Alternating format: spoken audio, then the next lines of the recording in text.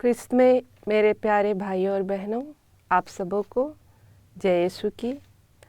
आज मेरा जो टॉपिक है वो है प्रभु यीशु की जीवन शैली को जीवन में अपनाना। तो सबसे पहले हम इस विषय पे मनन चिंतन करने के पहले हम बाइबल के वचन पर मनन चिंतन करेंगे। संत मत्ती रचित सुसमाचार 16 अध्याय 24 पद संख्या। जो मेरा अनुसरण करना चाहता है वह आत्म त्याग करे और अपना क्रूस उठाकर मेरे पीछे हो ले। ख्रिस्त में मेरे प्यारे भाई और बहनों, यदि मैं और आप प्रभु यीशु का अनुसरण करना चाहते हैं तो सबसे पहले हमें क्या करना चाहिए?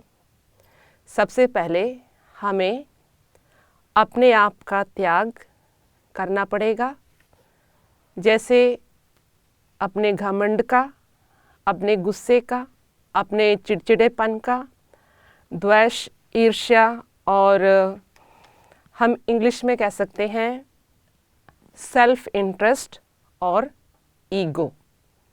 उदाहरण के तौर पर हम कभी कभी अपना अधिक समय आलतू फालतू की बातों में व्यस्त करते हैं और कभी कभी हम अपना अधिक समय टीवी देखने में लगा देते हैं और उससे भी अधिक समय हम मोबाइल में बर्बाद करते हैं। और इसके साथ ही साथ हम अपने हर काम में अपनी मनमर्जी करना पसंद करते हैं। और कभी कभी ऐसा होता है कि हम दूसरों की बात को कम सुनते हैं और अपनी बातों पे ज़्यादा ध्यान देते हैं। और अगर बाय चांस हमारे से कोई गलती हो जाती है तो हम उस गलती के लिए हमेशा दूसरों के ऊपर में दोष लगाते हैं और अपनी गलतियों के लिए दूसरों के ऊपर गुस्सा करते हैं। ये तो हो गया आत्म त्याग की बात।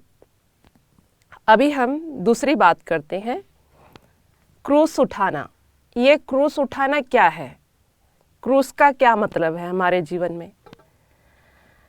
क्रूस हमारे जीवन में आने वाली दुख, परेशानियाँ, बीमारियाँ और हमारी मानसिक स्थिति और जीवन के उतार चढ़ाव, तो इन सब बुरी आदतों को, बुरी इच्छाओं को हम कैसे त्याग सकते हैं? इसका केवल एक ही उपाय है, वो है प्रभु यीशु की जीवन शैली को अपने जीवन में अपनाना। क्योंकि प्रभु यीशु ने स्वयं अपने वचन में कहा है, मेरा जुआ अपने ऊपर ले लो और मुझसे सीखो, मैं स्वभाव का नरम और विनीत हूँ। यह वाक्य हम संत मत्ती रचित सुसमाचार 11 अध्याय 29 वाक्य में पढ़ सकते हैं। हम जानते हैं कि प्रभु यीशु ने अपने जीवन में ना तो कभी किसी से लड़ाई की थी, ना कभी किसी से गुस्सा किया था, ना कभी किसी से झगड़ा, गाली गलौज, कभी कोई भी अपशब्द प्रभु यीशु ने इस्तेमाल नहीं किया था। प्रभु यीशु के जीवन में जितने भी लोग आए, उन्होंने प्रभु यीशु से प्यार का अनुभव किया और उनसे आशीर्वाद लेके उनके जीवन में खुशी, शांति और प्रेम का संचार हुआ। तो प्रभु यीशु ने कभी भी अपने जीवन में किसी का नुकसान नहीं किया, किसी का बुरा नहीं किया, हमेशा दूसरों की बुराई को अनसुना करके उनको क्षमा किया और सारे दिल से उनको अपनाया और प्यार किया। और हम दूसरे वचन में देख सकते हैं जहाँ हम पढ़ते हैं कि प्रभु यीशु को जब क्रूस पे चढ़ाने के लिए ले जाया जा रहा था तो उसके पहले प्रभु यीशु को बहुत से कोड़े लगाए गए। प्रभु यीशु के सिर पर कांटों का मुकुट रखा गया और बहुत सारे जो सिपाही थे वो प्रभु यीशु का उपहास करने लगे, उनका मजाक उड़ाने लगे। यहाँ तक कि प्रभु यीशु के मुंह पर उन्होंने थप्पड़ मारा, उनके मुंह पर उन्होंने थूका, लेकिन प्रभु यीशु ने उन सबों के विरुद्ध कोई भी शब्द नहीं बोला। ना वो उन पे चिल्लाए, ना उन पे वो गरजे, परंतु उन्होंने प्यार से उन सबों को अपनाया और यह प्रार्थना की, हे पिता इन्हें माफ़ कर, क्योंकि ये नहीं जानते कि ये क्या कर रहे हैं। यह वाक्य हम संत लूका की अंजील में 23 अध्याय 34 वाक्य में पढ़ सकते हैं।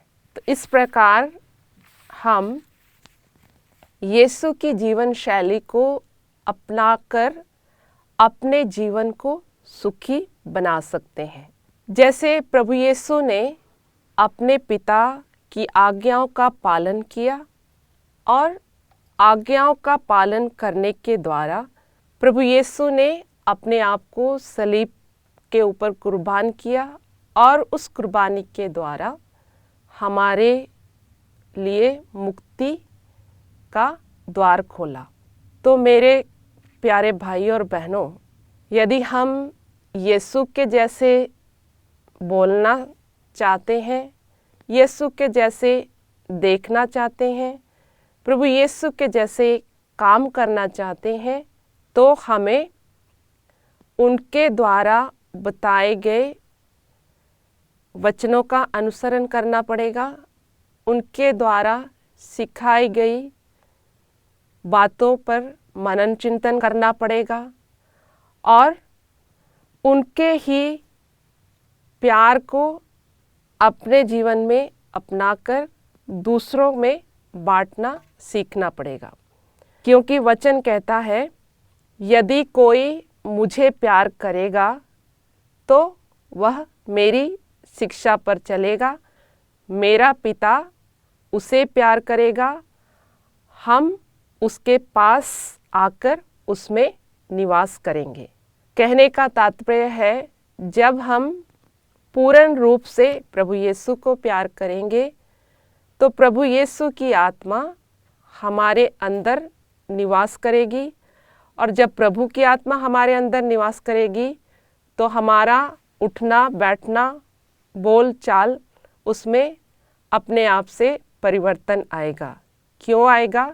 क्योंकि प्रभु यीशु की आत्मा हम में काम करती है, और जब यीशु की आत्मा हमारे अंदर काम करती है तो वह अवश्य ही हमें अच्छे मार्ग की ओर ले जाता है और अच्छे कामों को करने के लिए हमें प्रेरणा देता है। इसलिए मसीह में मेरे प्यारे भाई और बहनों, आइए हम अपनी आँखों को बंद करें, हाथों को जोड़ें और प्रार्थना करें।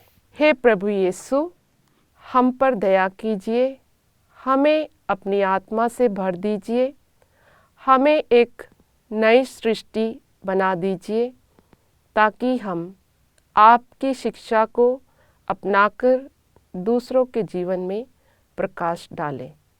प्रभु यीशु का धन्यवाद हो, प्रभु यीशु की स्तुति हो। आमीन।